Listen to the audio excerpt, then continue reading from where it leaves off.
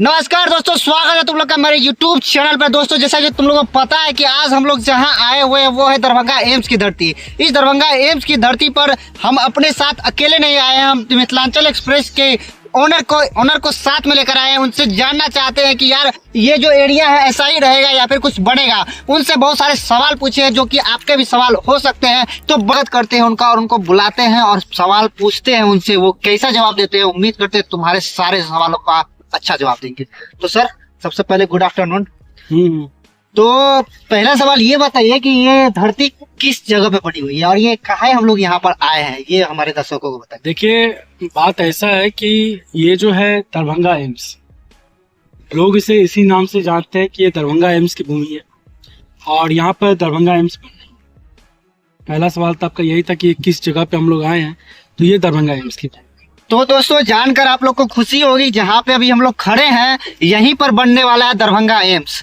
तो सर, दूसरा सवाल है कि अगर दरभंगा एम्स बनने वाला है तो ऐसा कोई हमको तो दृश्य दिख नहीं रहा है। चारों तरफ एक बार दिखाइएगा सर, चारों तरफ दिखाइएगा।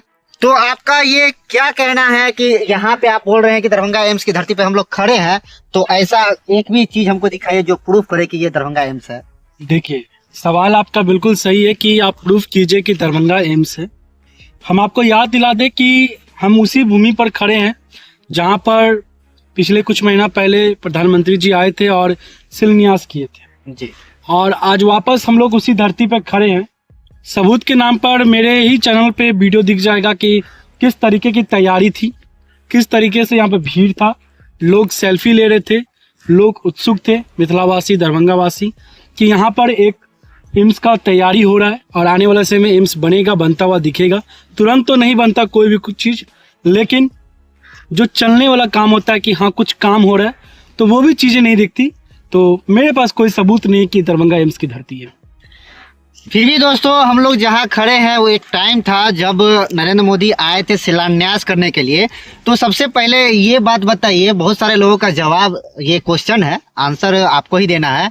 ये बताइए कि नरेंद्र मोदी आए थे शिलान्यास करने के लिए, तो हम लोगों के अनुसार और बहुत सारे पब्लिकों के अनुसार ऐसा माना जा रहा है कि ये शिलान्यास नहीं सत्यानाश था। आपका क्या कहना है? देखिए, कहा तो गया था कि ये शिलान्यास है, क्योंकि जिस तरीके से तैयारी की गई थी, बहुत सारे लोग आए थे, नेता लोग आए थे, लोग थे, जनता, आम जनता भी थी, कई सारे मीडियागण भी थे। लेकिन जिस तरीके की भूमि है, आप देख सकते हैं अपने चारों तरफ जब दिखाएंगे, तो वाकई में ये एक शिलान्यास नहीं, एक सत्यानाशी था।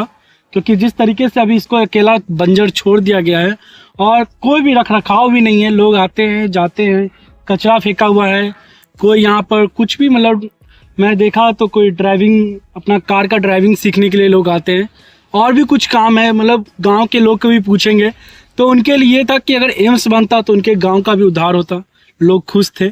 लेकिन उनका भी कहना है कि नहीं, मुझे उम्मीद नहीं है कि यहाँ पर एम्स बनने वाला है, तो बिल्कुल ये एक सत्यानाशी है। तो इनका भी कहना है कि वो शिलान्यास नहीं सत्यानाश था।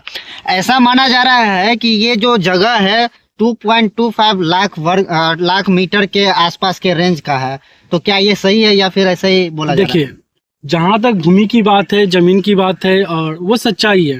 क्योंकि जब आप पूरे जगह को देखेंगे, पूरे एम्स की धरती को देखेंगे, तो आपको पूरे पता चलेगा कि इसकी जो भूमि की जो भी आपको चौड़ाई लंबाई जो क्रोम पे देखे होंगे या मीडिया से पता चला होगा, वाकई में वो सारी चीज़ें सच्चाई है।